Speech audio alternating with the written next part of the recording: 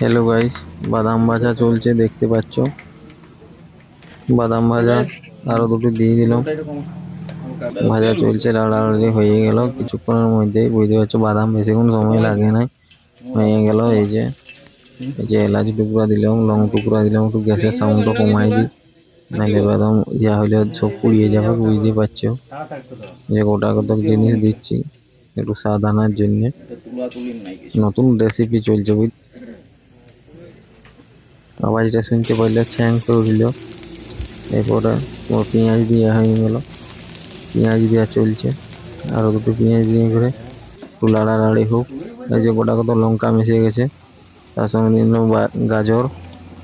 গাজর গুলা দেওয়া হইলো। বুঝতে পারছো যে গোটা কত লম্বা লম্বা দেখাচ্ছে, ওগুলো আছে তোমার ওই বরবটি বটে ভাজা হবে। তার জন্য যে বরবটি দুটি আরো দিয়ে দিলাম, সমস্ত যা ছিল সব দিয়ে দিলাম।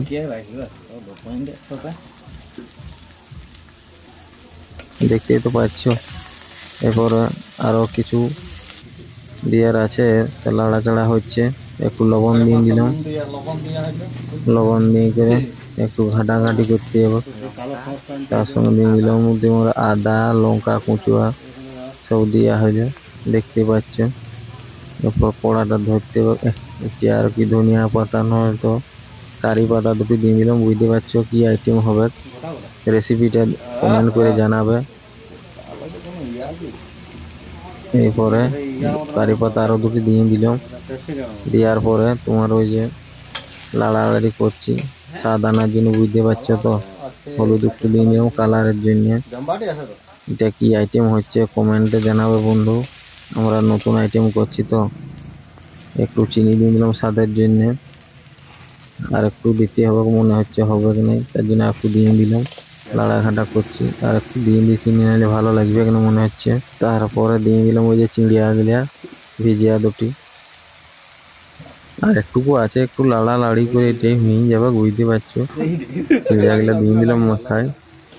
এরপরে মাখাইতে হবে, কমেন্ট করে জানাবে ফ্রেন্ড। বুঝতে পারছেন এটা কি আইটেম চলছে। লাস্টে চিড়া ভিজা গুলা দিলাম, একটু চিড়াটা বেশি ভিজানো হয়ে গেছে। বুঝতে পারছো তোমরা একটু হালকা করে ভিজাবে, তাহলে দেখতে সুন্দর লাগবে। আরো চিড়া দুটি বেশি করে ভিজান, যা ছিল সবাই ঢুকাই দিলাম চিড়িয়া গুলাকে।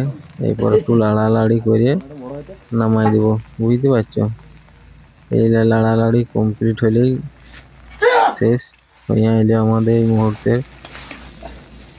কি রেসিপি হচ্ছে কমেন্টে জানাবো ফ্রেন্ড। কমপ্লিট হয়ে গেছে দেখতেই পাচ্ছ।